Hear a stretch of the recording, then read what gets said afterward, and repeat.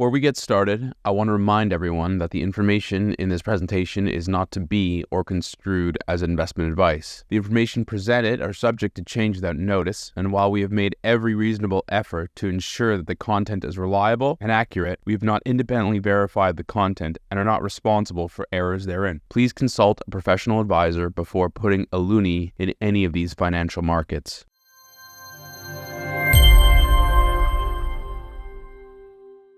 Hi everyone, and welcome back to the IceCap Canadian Market Wrap with me, Richard Diaz.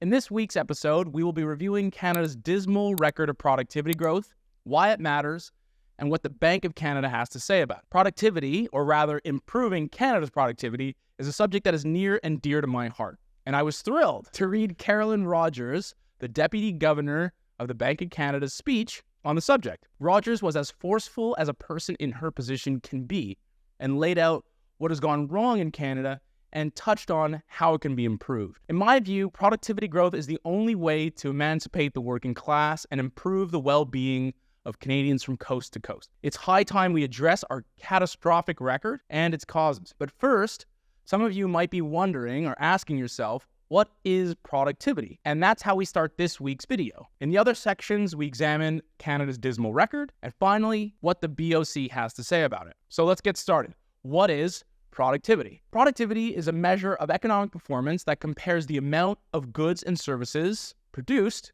output, with the quantity of inputs used to produce those goods and services. Productivity increases when more output is produced with the same quantity of inputs, or when the same amount of output is produced with less inputs. In this way, it's very much related to efficiency. It's important, however, to concede that productivity is in some sense quite ephemeral. It's difficult to calculate and sometimes quantify. Productivity can also have varying definitions depending on the context. There are different types of productivity, but the two most widely referred to or used are labor productivity and total factor or multi-factor productivity. Labor productivity is what it says on the tin, output per worker or laborer, and similarly, total factor productivity is the output per unit of combined inputs, labor, capital, energy, materials, etc. So now, at the risk of boring everyone, we're going to do a little bit of math and talk about how productivity is calculated. As you can see on the slide, labor productivity equals units of output. Let's say real GDP divided by labor hours worked. And following from this formula, you can see that real GDP is equal to labor productivity multiplied by the number of hours worked. This will be really important when we're examining what's going on in Canada and why the Bank of Canada become increasingly concerned. It also helps explain why Canada has continued to grow despite the collapse in productivity growth. Also note the use of GDP here. As I mentioned in episode 5, GDP is a flawed but useful measure of a country's output. Hence, changes in per capita GDP can act as a proxy for changes in productivity. Well, one way it's a bit difficult is that a lot of output comes from non-market industries. So, for example, work from the government or public administrators, save your jokes. And then there's also work in the home or childcare. Estimates vary also with time period.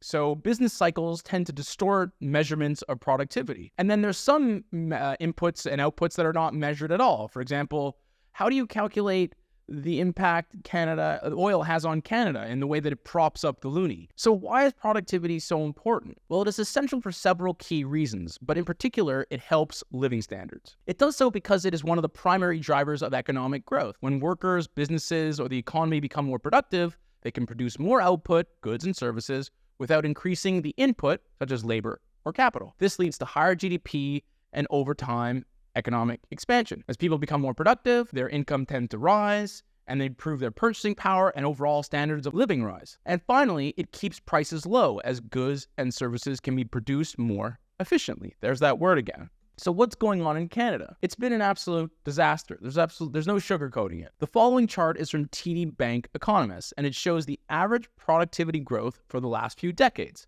Prior to the pandemic, real output per worker grew at a respectable 1.2% annually.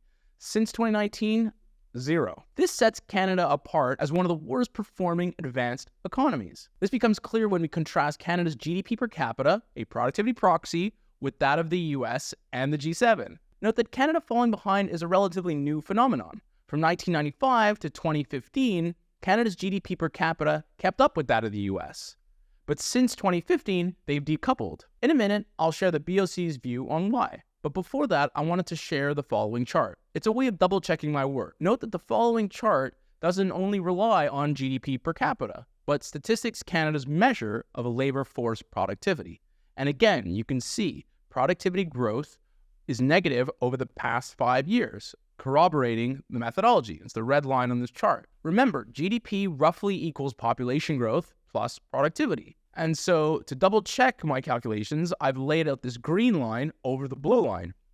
GDP, pretty darn close if I do say so myself, and supporting our overall conclusions that Canada's productivity has indeed collapsed. Anyway, this chart also highlights why Canada has so far avoided a recession, or 2 quarters of negative GDP growth.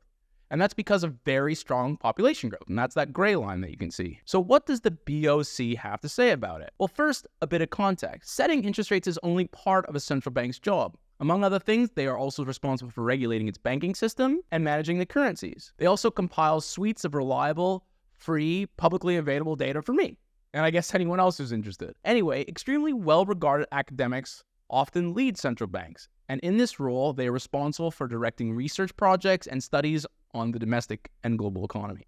Central banks then share their conclusions in regular publications, for example, the BOC's quarterly monetary policy report. Bank officials also give speeches, which are measured and apolitical, as central banks and central bankers must not only be independent, but must be seen to be independent. Anyway, in their publications and their speeches, choice of language is paramount, as it is often scrutinized by people like me. So that's why, in my view, the speech Carolyn Rogers gave in March is so important, the title of which was Time to Break the Glass, Fixing Canada's Productivity Problem. For her to use such pointed language to stress the urgency of her message highlights the magnitude of the problem Canadians find themselves in. It is an emergency. Please pay attention. In the speech, she lays out the factors that determine how productive an economy's workforce is. Capital intensity, labor composition, multi-factor productivity, things we discussed earlier. She also referenced how Canada has fallen behind our neighbor to the south, as I did. Here's where it gets a bit tricky, and to be clear, this is my interpretation of her speech. But I think the following excerpts directly, subtly, and politely contradict some of the recent policy decisions of our current government and expose some of the fault lines between Ottawa and the Bank of Canada. First is energy. This government seems dead set on throttling the oil and gas sector, whereas Rogers asserts how productive that sector really is. I've made no mystery of my view that without oil, Canada would be totally screwed, and I'm really happy that Rogers put this in her speech. The second is immigration. The policy of importing low-wage and low-skilled labor has hurt Canada's productivity. Immigration has had knock-on effects on inflation, and according to the BOC's research, lifted the neutral rate of interest, for which lower productivity is implicit. The next two are a lack of competition and their impact on investment, or the lack thereof, and you can see that in episode 3. Oligopolies dominate key industries in Canada. Think banking, telecom, airlines, groceries, and this limited competition removes their incentive to invest. No incentive, weak productivity growth. No investment, weak productivity growth. Finally, the boogeyman of regulation. And here I would throw in taxes too. Whether it's raising the carbon or capital gains taxes, interprovincial trade restrictions, or environmental oversight, Canada is seemingly bogged down at every turn. And capital is leaving. No capital, no investment, no productivity. Now, to be fair, these are long-standing problems that have plagued the Canadian economy. But the current government has done little to address these issues, and in some cases, they have doubled down on what I feel is misguided policy. Now, it's not the BOC's role to suggest specific policy or legislation, but in forcefully highlighting where we are and how we got here, I think Rogers did a masterful job in raising the alarm. The first step in solving any problem is acknowledging it exists. So let's hope someone's listening. That's a wrap for this week's episode. Thanks again for listening. Please like, subscribe, follow for more. Oh, as always, feel free to get in touch with your questions. And if you want to know what we're up to, sign up to the IceCap Asset Management newsletter.